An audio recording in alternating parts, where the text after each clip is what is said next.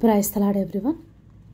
ఉదయాన్నే దేవాది దేవుని సన్నిధిన కొన్ని మనము చేయలేని పనులు దేవుడు జరిగించినట్లుగా ఆయన యొక్క సహాయం కొరకు అర్థించుట, ఆధారపడుట, ఆయన దగ్గర గోజాడుకునుట మనకి ఎంతైనా తగి ఉన్నదండి.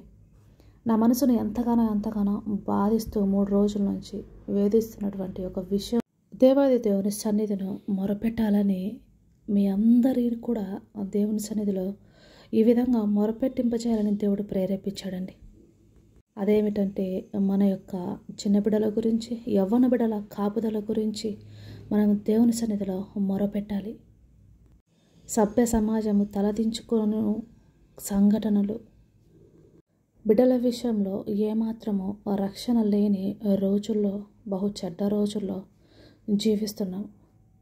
యవ్వన బిడ్డలు తమ స్టడీస్ గురించి దూరంగా ఉంటూ, హాస్టల్స్లో ఉంటూ, సిటీస్లో వారి యొక్క చదువును కొనసాగిస్తూ ఉంటున్నప్పుడు ఏ దుష్టుడి కన్ను వారి మీద పడకుండా, ఎటువంటి ప్రమాదాలు జరగకుండా, మన చిన్న బిడ్డలు స్కూల్కి వెళ్తున్నప్పుడు, వస్తున్నప్పుడు, స్కూల్స్లోను సరౌండింగ్స్లోను ఎటువంటి సంఘటనలు, అవాంఛనీయమైన దుస్థితులు జరగకుండా ఉండినట్లుగా మనము దేవుని కాపుదల గురించి ప్రార్థించాలండి.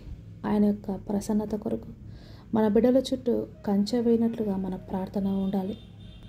మొన్నటికి మొన్న తన భార్యను చంపేసి కుక్కర్లో పెట్టి చెప్పడానికే బాధాకరంగా ఉంటుంది. నిన్నటికి నిన్న ప్రేమించానని 2 years ఆ అమ్మాయిని ఎంతగానో పెద్దవాళ్ళని ఎదిరించి ఒప్పించుకొని పెళ్లి చేసుకొని నిండు గర్భవతి మీద కూర్చొని తనను కిరాతకంగా, అతి కిరాతకంగా ఇటువంటి విషయాలు జరుగుతున్నప్పుడు చాలా చాలా చాలా భయం వేస్తుంది. ఎటువంటి పరిస్థితుల్లో మనం వెళ్తున్నాం, ఎటు వెళ్తుంది ఈ సమాజం, మానవ సంబంధాలు ఎటువైపు దారి తీస్తున్నాయి.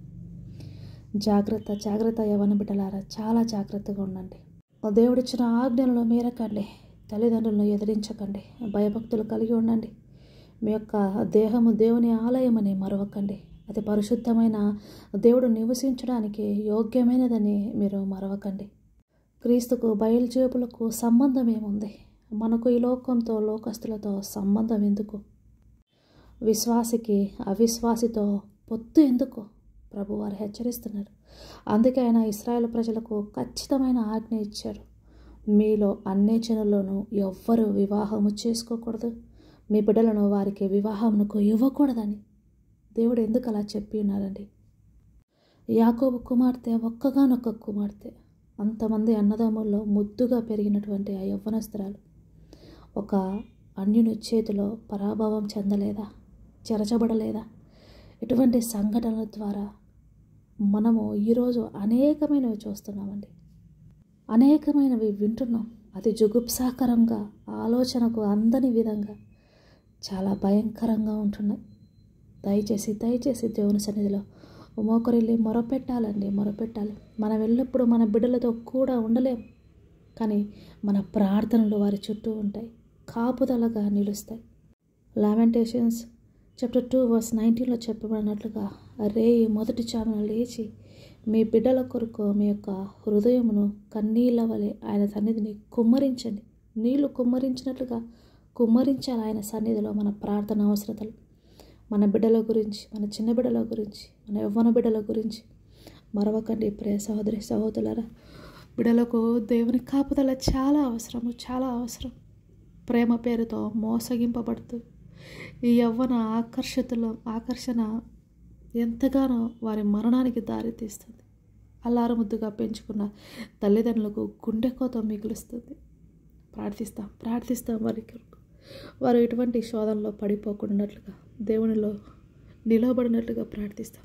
కళ్ళు మూసుకోనండి, ప్రార్థనలో ఏకీభవించండి. స్తోత్రము మహోన్నతుడా, మహాగణుడా, మమ్మల్ని మిక్కిలి ప్రేమించిన మా ప్రియ పరలోకపు తండ్రి, అయ్యా చిన్న బిడ్డల గురించి, యవ్వన బిడ్డల గురించి మీ సన్నిధిని మొరపెట్టుచున్నామయ్యా. సహాయం చేయండి తండ్రి. చిన్న బిడ్డలకు కూడా తండ్రి స్కూల్కి వస్తుండగా స్కూల్స్లోనూ ప్రభు, వారు ఆడుకుంటున్న సమయాల్లోనూ ప్రభు, ఏ దుష్టుడి కన్ను వారి మీద పడకుండా మీ కంచెను వారికి వేయండి తండ్రి. అయ్యా కాపుదలంతా ఇచ్చేయండి.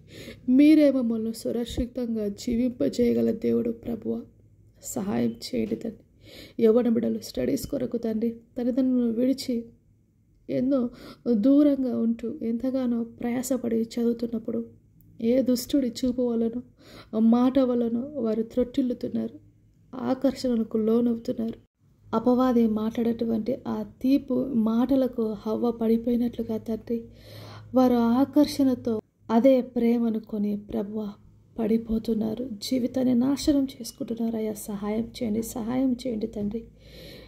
ప్రభువా వారు నీ సన్నిధిలో ఉండాలి. ప్రతి బిడ్డ కూడా నీ యొక్క వాక్యమును వారి కళ్ళకు కట్టుకొని, వారి నుదుటిన బాసికం వలె కట్టుకొని తల్లిదండ్రులకు లోబడి బిడ్డలుగా మీ ఆజ్ఞల ప్రకారము జీవించాలి ప్రభు. మీ యందు భయభక్తులు గల బిడ్డలుగా జీవించాలి ప్రభు. తన యవ్వనంలో ఉన్నటువంటి ప్రభు మగబిడ్డల గురించి ప్రార్థిస్తున్నానయ్యా, సహాయం చేయండి ప్రభా, సహాయం చేయండి. చాలామంది అమ్మాయిలు కూడా దుష్టహృదయం కలిగి వారిని ఆకర్షించాలని ప్రయత్నం చేస్తూ వారి యొక్క నాశనానికి దారి తీస్తున్నారు ప్రభు. సహాయం చేయండి తండ్రి. మగబిడ్డలు తండ్రి తమ యొక్క తల్లిదండ్రులకు భయపడేవారిగా, ఎటువంటి దుర్మార్గపు క్రియలకు లోనవ్వకుండా, చెరపబడకుండా, అనేకమైన ఆలోచనల చేత వారి హృదయంలో దుష్టుడికి తావివ్వకుండా, కేవలము చదువు మీద మాత్రమే వారి యొక్క మనస్సును ఉంచుకొని ప్రభువా నా దేవుడు నాతో ఉన్నాడు అన్న భయమును వారు కలిగి ఉందరు కాక, యవ్వనములో ప్రభు వారి యవ్వన బలము మీ కాడి కిందికి వచ్చును కాక.